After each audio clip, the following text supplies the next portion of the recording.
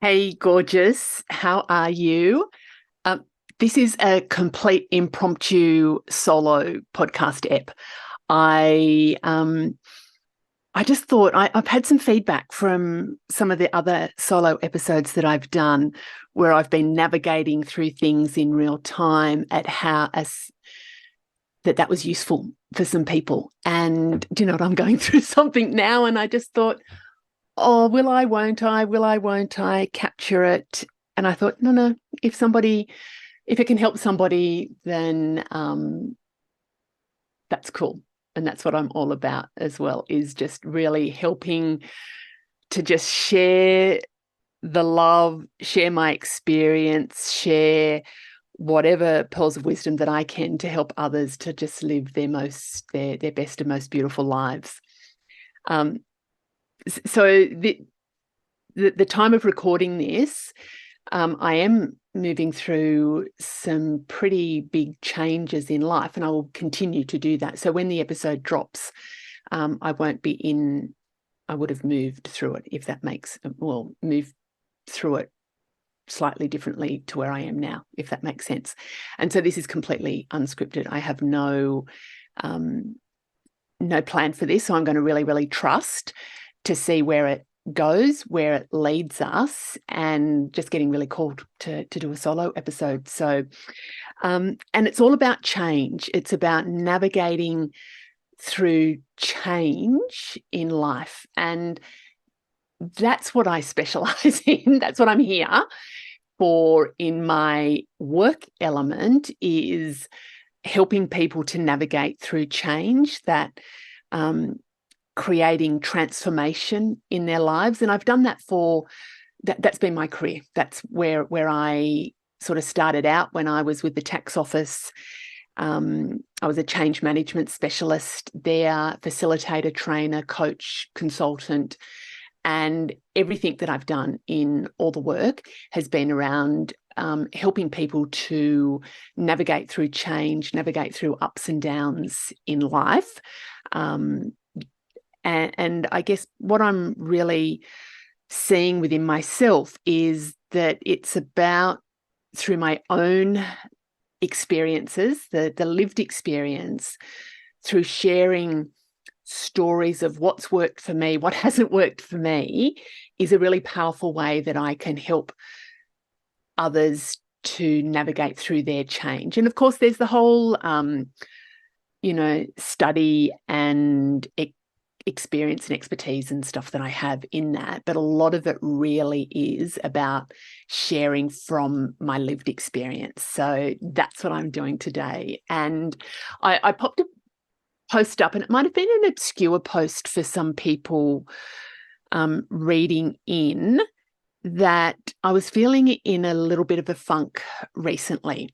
I think I said that I never remember what I say, so please don't quote me, but it was something about just feeling a bit blah, that I was going through some changes, and some of those changes are self-initiated, and I'm excited about those changes, nervous about some of those changes, but generally pretty excited because I'm instigating those changes. The ones where I was feeling a bit blah are because they were being decided for me. So it wasn't of my own doing, it was other people who were making the decision about things. Now, this isn't in my inner circle, it's in, and I don't want to go into the details of it because I don't want to, out people that I'm feeling certain feelings about at the moment. So anyway, for those of you that are in my inner circle, none of you. For those of you that are on the periphery, it might be about you. But anyway. So decisions were made for me. And I kind of had a sense that, in the last couple of, I would say maybe years leading up to this, I had an inkling that these changes were going to happen. So that the change itself didn't necessarily surprise me, but in real time, I felt weird about it. I felt triggered by it. And I've sat with that for probably a week or so now. And the process that I've gone through is just to really allow myself to feel those feelings. Years gone by, that was not my strategy. I didn't allow myself to feel the feelings. I suppressed the feelings. I ignored the feelings. I ate a lot of food to comfort the feelings. So my old MO was just to ignore it, suppress it, not let myself experience the feelings. I do things very, very differently now. I kind of just sit with it, and it's uncomfortable. I don't love it because I don't love feeling bleh, but I let myself feel bleh. And I just sit with it going, well, why am I really feeling like this? Number one, it was kind of like it was bringing something to a close. And, that's quite often not a nice experience. Sometimes it's a really beautiful experience. But this one, it was kind of like, oh, that's bringing a chapter of my life to a close. And I sat with that, and it was just like, well, that's quite natural to feel those feelings. And, I didn't label the feelings. It was just kind of like, yeah, I'm just going to let myself sit with this. And I used to, sometimes refer to that as my 5-minute pity party, like just going, yeah, feel however you want to feel. I don't call it a pity party. It's kind of a love party now, but it's like those feel, when we say pity party, it's just like, oh, I feel sorry for myself. It's kind of like, yeah, no, just allow these feelings. So there's much more love that happens with that now.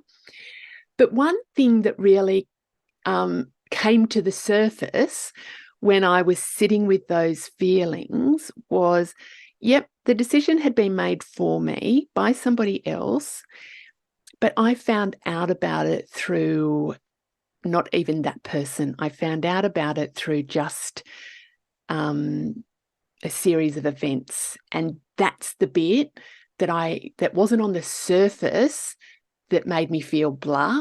But when I kind of sat and dug a little bit deeper, it was just like that person didn't even have the, how do I say, the common decency to let me know that that was actually going to be happening. And so it just happened. I found out by chance, kind of, if that makes sense. So the thing that really got me was an integrity issue for me. That's what that felt like for me, that it was just like, fuck you. Excuse me. You could have just let me know that decision was being made, and that would have been, I don't know, I think that would have been the appropriate thing to do. But you know what? What I'm thinking is that would have been the right thing to do. And then I sat with that going, well, that's my version of right. It's obviously not the other person's version of right. But anyway, it really showed up for me. There was a clash with some values, and integrity is probably the pinnacle of my values, acting with integrity. That's really important to me. And things have been showing up in my life where I don't feel others have been acting with integrity. But then I was talking with a girlfriend, and I can't remember if I've shared this or not, but she said, yeah, you can look at it from that external perspective and what is it that the other people have done, and you can judge and you can feel blah. But she said to me, where am I acting out of integrity with myself? And I'm like, oh, fuck you. Like, don't spin the stuff back on me. But that got me thinking, interesting. So this is really just showing me, maybe some things where I'm acting out of integrity with myself. And, there are some things in that situation. It's not taking blame. It's not taking responsibility for things that aren't mine. But it did show me that there are some things that maybe I'm compromising my own values. So anyway, that's one of the changes that's been happening for me. So that's kind of on the back end of that. But there's another really huge, oh my God, so huge change that's happening. And I've shared little bits of this with people, and I've just, but John's retiring from tech. John's my husband. And He's retiring from teaching at the end, actually, it's going to be early 2025. So that's from the time of this recording, that's a year and a little bit away. And that is super, super exciting, because what that means, we've stayed in Canberra. It's been a choice of ours to stay in Canberra. Canberra's been a beautiful place for us to live and raise our family, and for both of us to follow our careers. So Canberra's been beautiful, but we've both had this urge that when we are no longer working, that we would love to live by the seaside. And for those of you that have been following me, you know that that's my happy place. So this has been one of our goals and dreams for a very, very long time. And now that we're a year and I'm not quite at the stage of counting down. I might possibly do that, have a countdown, but I'm not quite ready to do that yet. But it's about a year and a little bit away. And we're in the stage of kind of going, oh, it's not just dreaming anymore. It's not just wishing. It's not just having an aspiration of one day. It's like, oh, this is actually starting to become a reality. Now, I've got images of what that our place is going to be like down the coast. And for those of you that have seen, I've got my vision book here with me that I have very, very close by. So I'm going through the whole manifesting process. And oh, fuck, where do I even go with this journey that I'm sharing with you? So goals, dreams, excited, nervous. And the thing that I guess that's happening for me in real time that I kind of wanted to capture for you is the murkiness of where I'm at in that process. Now, it sounds all beautiful and amazing, and I know it will be beautiful and amazing, and I can visualize it being beautiful and amazing. And, John's been working out what he's going to do in his, to fill his hours of the day. I'm pretty clear about what I would like to be doing in my hours of the day. And so that's all beautiful. Where we are now, we've been together for 30 years. Fuck, excuse me. Goodness. We've been together for 30 years and we've been married for 29 of those years. And we've lived in our current house for 25 of those years. And there's a lot of stuff that I am moving from to where I want to be. And it's the murkiness of that transition point and I talk a lot when I'm talking about change management with people, is that the transition is where people find it tricky, because we're not where we were. We're not yet where we want to be. We're in this kind of, I don't want to say no man's land, but it feels murky for me. It feels, I pride myself on having clarity and helping. That's what I do. I help people to get clarity. I help people to set the direction in their life and to help them make whatever it is that they want have happen. But I'm going through that process right now, and it's really, I feel really emotional about it. And the emotions are, and this is on the back of, we've been talking with our financial advisor about how we make it happen, that we have our property here in Canberra that we would need to sell to purchase a property at the coast. And we know where we want to go, but there's some logistics there that, probably a few, I don't know, the timeline's all really murky as well. But a few months ago, it was kind of like, how do we even do this? That we're going to, we need to sell this place here. We need to purchase a property down the coast. How's that going to happen? I don't want to be, packing up living, I don't know, I just the logistics of timing. It was timing. Timing was the thing that I was finding really murky. Like, how's that going to happen?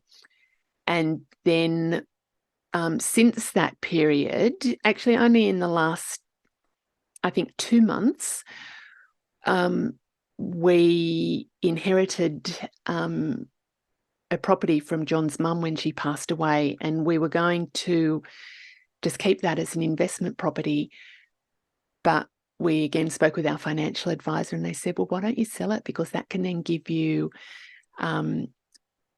cash for a deposit to buy somewhere down the coast earlier. And I was just like, oh my God, that just freed up a whole lot of stuff and thinking going, okay, so if that frees up some cash, then maybe we can do some financial stuff where we can start looking for a property now, have a little bit of bridging finance, and then sell our property here in Canberra, and all happy days, like beautiful happy days. So the plan was, and the way that my mind works, and I know myself pretty well, like I am super, super, super good at ideas and possibilities and what could be.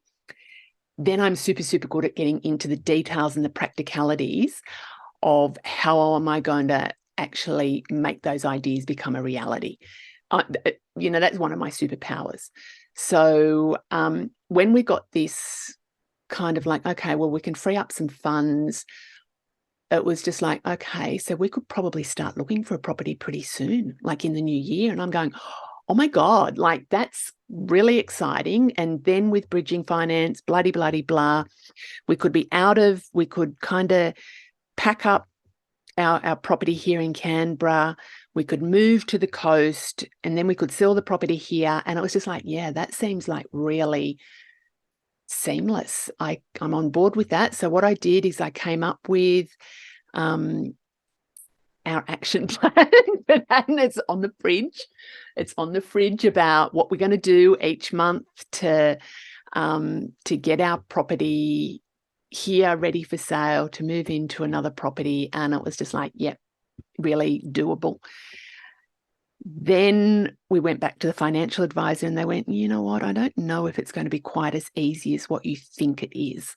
There's a few things around the finance and just some logistical things. And I'm like, oh, are you kidding? Like I was really, part of my protection mechanism is also about really good at dreaming big, but also not allowing myself to dream too big in case it doesn't happen. So that's a protection mechanism. So even though I was kind of starting to plan about what we're going to do here, getting that piece of news about like, maybe that's not going to be quite a smooth sailing.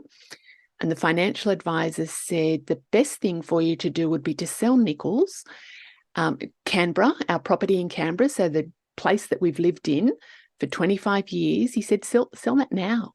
And then you can start looking for a property. You're going to be cash buyers. It'll open up all these other possibilities.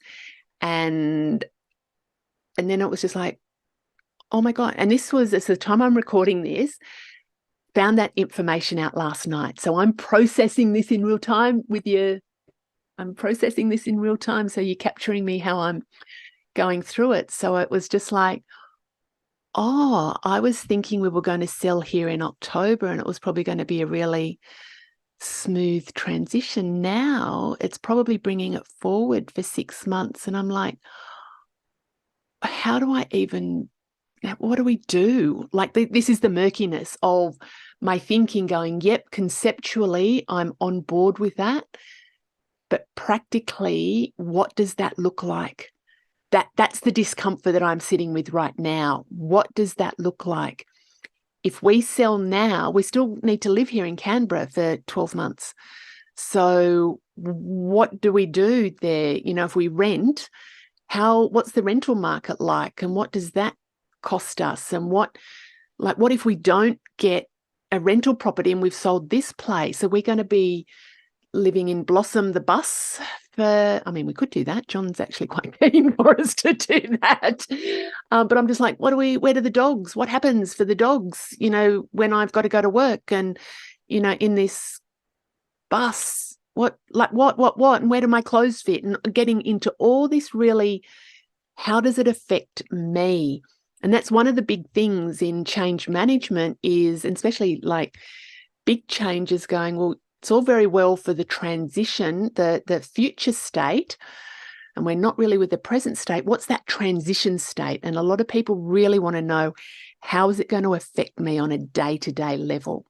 And that's where I'm at, kind of going, we've got 25 years of stuff, and I'm a stuff kind of person. I've still got all my bloody dads, got stuff from my dad's when he passed away, and we've got stuff from John's mum's, and we've got stuff from Ellie that she's popped here, and we've got stuff from the kids when they were little, and it's just like, oh my God, but we don't have a place that we're going to, so I don't know what we can take, and I'm not quite ready to get rid of everything. And it's just this whole feeling of, it's messy. It feels messy and uncertain, and it's exciting, and it's kind of like, oh my God, this is happening quicker than what I thought it was happening. And I feel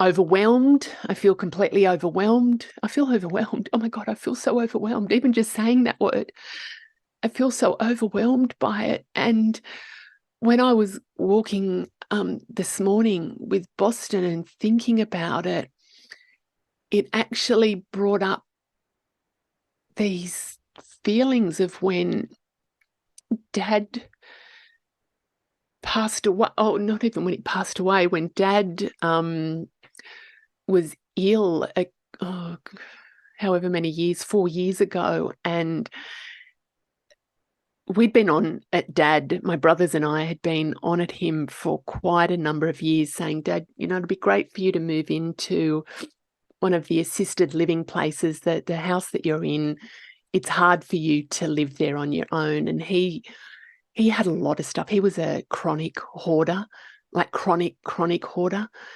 And, when we were saying, Dad, we really think you should move in somewhere else, he just resisted, like he resisted big time, really uncomfortable resistance.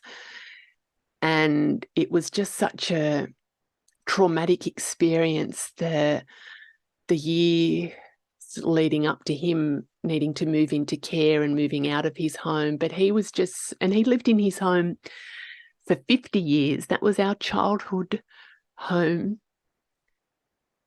And he just would have felt like I feel, like a zillion times, living on his own. And that overwhelm of not knowing what to do and not wanting to leave, because that's where Mum, he and Mum designed the house and they built that house together. And he had all those memories. And, even though we said we would help him to move out, he wasn't able to let go. And that caused a lot of trauma for myself and my brothers and our families about how to manage that. So here I am in my family home that has had beautiful memories, and I'm choosing to move on. It's brought up not only the overwhelm that I feel about how to do it, but it's bringing up that residual feelings, and I would say trauma, from Dad needing to move out of his home. So I know through my eyes and my mind that this is an opportunity for me to heal some of the residual stuff that needs healing, and I will be able to do that. But it's piling on to just the normalness of overwhelm and discomfort that I'm feeling. It feels magnified, feels magnified. And that's kind of what I wanted to capture for you, that, you know, when we're going through changes, whether they're somebody deciding it for us, whether we're deciding it, whether it's, you know, big life changes or small life changes, it doesn't matter. Like, it's about allowing yourself to feel what you're feeling. And it is very much, you know, change is when something becomes different. And it's the meaning that we put on it, whether it's a positive change or a negative change. It's the impact that it has on us in our lives. And we go through that change cycle, which is very similar to the grief cycle, because change is when something isn't the same anymore. Grief is when we have lost something, and the process that we go through. And it's the process is around, you know, initially it's around that shock and denial. You know, this can't be happening. I don't believe it. Like shock. Oh my God, you know, don't even, can't even believe that this is happening. And then it's just like, no, that's not true. It's not true. That denial stage. Then we often move into the the anger and the frustration. And, you know, not so much for this change. I don't feel angry or frustrated now. I feel overwhelmed. To me, that's different. Overwhelmed is, I'm not quite sure what to do. There's just so much going on. With that other change that I mentioned at the beginning of the ep about something in my life changing because somebody had made that decision, I went into my anger and frustration. It's an interesting one. It comes out as a fuck you kind of. It's not a nice feeling, but I can recognize it. I can recognize her. She's just like, well, fuck you. Excuse the swearing in this one, sorry. So I did feel like a fuck you before. I don't feel like that now, but we go through anger, frustration, maybe the bluntness of things. Why is this happening to me? Why is this so hard? Why, you know, woe is me kind of stuff. But then we move into acceptance. And when we're in that acceptance space going, okay, this is happening, this is real. When we get to acceptance, we're then able to move on to go, well, okay, what am I going to do next? So in this life change, I feel overwhelmed. I do not have an anger response at all. I have a like, oh my God, this is happening quicker than I was thinking. There's fear.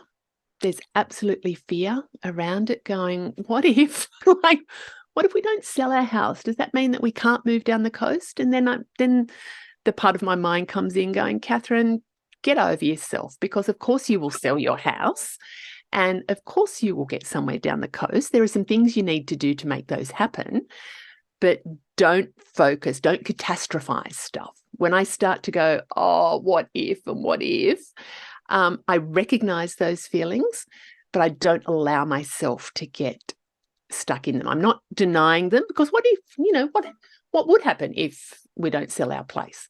Well, we'll put some things in place to mitigate that risk. So we will absolutely sell it. You know, do we know exactly how much money we'll get for it? No, but that's one of those things that we need to be prepared for. We've got a really good team of people that are helping us, team of experts. And the overwhelm is actually allowing myself to just to feel it, to share with you guys. So I have this platform, I guess, where I can share it, and I'll be, you know, I can even notice from last night when I was in a state of, it wasn't overwhelmed last night. It was just like, what does that mean? What does that mean? How, if we're going to sell the property quicker, what does that actually mean? So it was almost just like allowing it. I just needed to sit with it and allow it to kind of just filter into me. Today I'm overwhelmed. I'm absolutely overwhelmed, and I'm emotional today. The overwhelm is in, I've got to go through so much stuff that I've been putting off for a long time, but it's going to force me into doing that, which is kind of a good thing. I do feel sad about leaving this place. It's just been such a beautiful family home, but it can then become somebody else's beautiful family home. So there's some stuff that I'll move through there. There's uncertainty about, I don't know where we're going to be living down the coast. I know we will be. But I'm not letting myself get too far ahead, because when I start doing that, I start to not allow what I'm going through, if that makes sense. There was something else I was just going to share with you, and that just completely went out of my head. So it mustn't. Oh, I know what it was. It's bringing something to a close. Now, I'm not ready to do that yet. I'm not ready to do the closing ceremony on our time here in this house, but I will absolutely have a closing ceremony, and I will bring this stage of my life to a close. And I'm not sure exactly what that will look like, but it will be something sacred around our time here. And there will also be a sacredness around bringing in the new. And I always talk about that it's about creating space for something new in your life. So this has been a beautiful period of our lives, and I am so looking forward to the next phase. There's some of the middle phase that I'm not looking forward to, but that's part of the process. So I'm not, I can't even recall what I've been saying here. I hope it hasn't been too garbledy for you. I guess my in just kind of wrapping up is change, and it's the meaning that we put on it that makes it a positive, empowering change, or a not so positive change. So I'm putting, this is a positive change. It's murky at the moment, and that's okay. Not everything is clear all the time, but I'm going to practice what I preach, and I'm actually going to allow the murkiness for a bit. I'm going to get my to-do list out, and I'm going to plan. I have a list of things for John to do. I'm the overseer, and I'll help him do some of the stuff. And I actually feel pretty good. So thank you for indulging me and listening, because this has been very, very healing. This has been very healing, and I feel a glimmer of, no, it's more than a glimmer. It's a fluttery, glimmery, all over feeling. And it's interesting because I've got my Sparkly Queen t-shirt on today. So I'm vibing that energy. It's about, this feels good. This feels really good. So I will keep you posted about what you'll hear. You'll hear lots of stuff, I'm sure. And I will keep you posted about where things are at and what's happening. So hugs and happiness to you. And just a really quick shout out. I've got a new program that's super, super close. It might even be released by the time this podcast's released. I've just been a bit slower in finishing some of the touches on it, but a program called Let's Get Limitless. And that is a program that it's a pre-recorded program. I'm stepping you through all the processes of breaking free from things that have been holding you back in life. So all those limitations, limiting beliefs, the old stories that you've been telling yourself, helping you to then dream big about what you want to achieve in life and the steps to go through to make that happen. I'm actually going to go back and rewatch that. So if you go to Let's Get Limitless, it'll either be the wait list or it'll be open for you to join. if you're going through changes, it will help step you through those changes. So anyway, hugs, happiness, and good, beautiful vibes coming your way. Thank you. Bye-bye.